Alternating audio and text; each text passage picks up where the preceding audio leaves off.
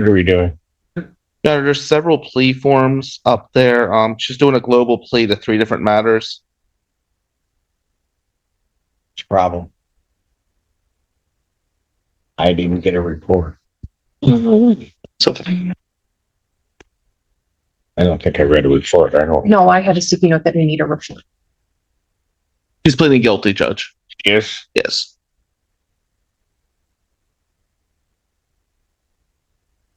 And the third up today.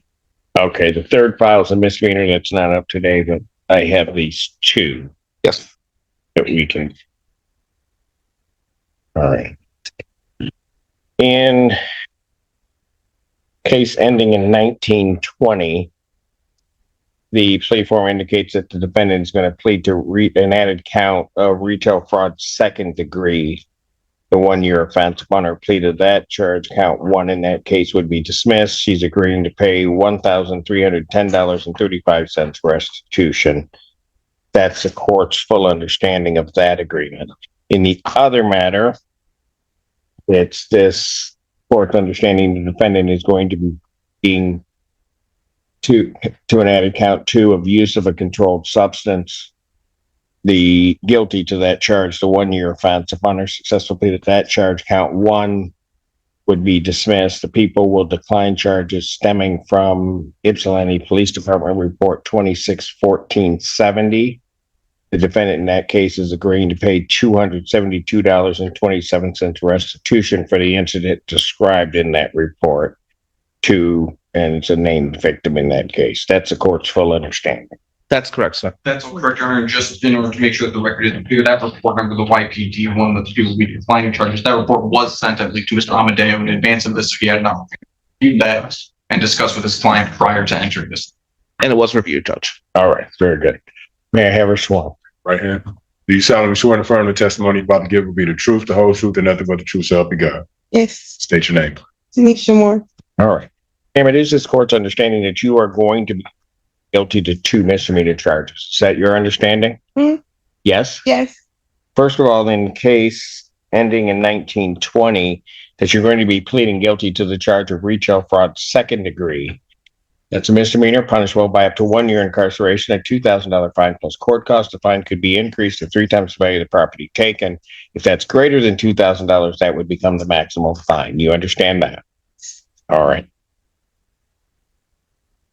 You also understand in that case that while I'm taking your plea, I would not be your sentencing judge and you would be sentenced before Judge Freshour in the 14A3 District Court. Yes. All right. In the other matter, the case ending in 0485, you're going to be pleading guilty to the charge of use of a controlled substance. That's a misdemeanor punishable by up to 1 year incarceration, a $1,000 fine plus court cost. Do you understand that? Yes. All right. You also understand in that case, ma'am, that while I'm taking your plea, I would not be your sentencing judge and you would be sentenced in front of Judge Barr in the 14A2 District Court. Yes. All right. Understanding all of that, you still wish to plead guilty? Yes. To the charge of retail fraud 2nd degree, how do you plead? Guilty. To the charge of use of a controlled substance, how do you plead? Guilty. Now, you understand that by pleading guilty, you will not have a trial of any kind. Yes. Signed an advice of rights form, is that correct? Yes. Any questions regarding any of those rights? No. Please look at paragraph 5 on that form. You'll see a copy on the podium. Those are your rights, which are part of a trial. You understand by pleading guilty, you'll be giving up those rights as well as all the rights on that form. Yes. You understand you're giving up your right to appeal of right. Are you on probation or parole? No. Has anybody promised you any other than what's been here today? No. Anybody threaten you or coerce you? No. You're doing this voluntarily and of your own free will? Yes. And also because in each of these matters you believe that you're guilty of these offenses? Yes. Okay, starting with 1920, on the date of this 2024 at the location of 5645 Jackson Road in Scioto Township, Washtenaw County, State of Michigan, what did you do at the Meijer that makes you think that you're guilty? Yes. I went into the store and I took stuff when it was open to the public. You took items in the store? Yeah. You tried to walk out without paying for them? Yes. Store was open to the public at the time? Yes. You didn't have anybody's permission to take that property, did you? I didn't give no permission. And the property you took was a total amount that you took in or tried to take from the store. Was that in excess value? Was the value in excess of $200? Yes. All right. On the other matter, on the date of May 23rd, 2025, at the location of 229 West Michigan Avenue in Ypsilanti City, Washtenaw County, State of Michigan, did you have cocaine in your possession? Yes. Had you used it? Yes. Did you know what you were using was cocaine? Yes. All right. Ma'am, I do have to advise you that if upon my acceptance of your plea, if between the time of that acceptance and the time of sentencing, if you commit misconduct as defined in the Michigan court rules, you would not be entitled to withdraw either of these. Understand that? And neither court would be bound by a sentence evaluation or recommendation. You understand that? Yes. All right. Counsel, are you aware of any other promises, threats, or other inducements which led to this plea? No, sir. And have I complied with the court rule in each of these matters? Yes, you have, Your Honor. All right. In case 1920, court will accept the defendant's plea to count 2. Count 1 is dismissed. Defendant is a pre-sentence investigation and report is ordered at 1483 District Court. Sentencing in that matter will be July 6th at 9 a.m.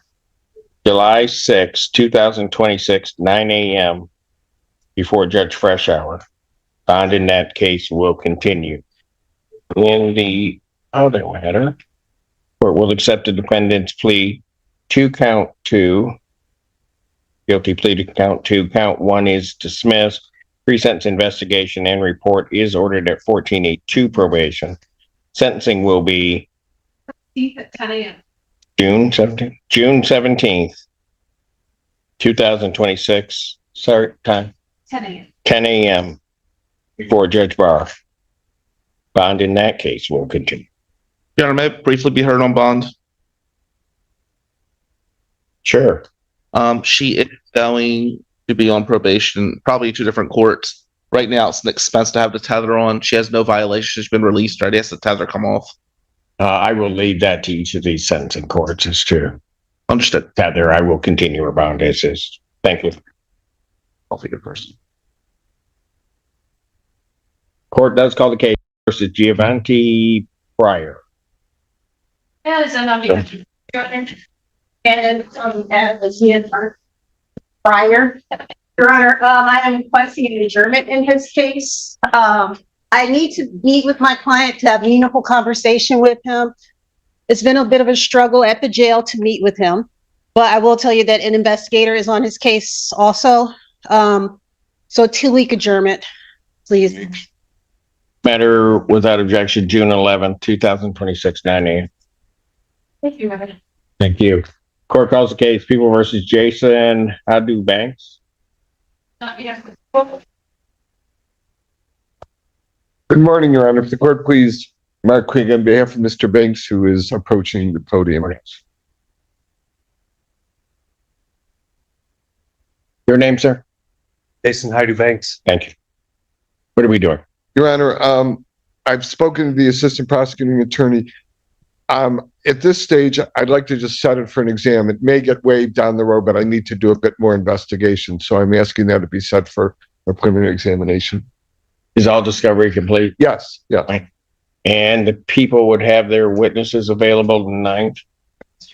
All right, The 9th works fine for me, Your Honor. the 9th. So I will set preliminary examination 9, 2026, 9 a.m. before Judge Garwood. Oh, I thought it was before someone else, but I could be wrong about that. Why are you complaining about Judge Garwood? No, I bet. Okay, I'm just saying. Oh. No, I'm kidding. But, No, there are 2 judges assigned on that day. oh, okay. All right. Thank you. So they alternate. Okay. All right. Thank you. All right. Thank And check that one. Thank you.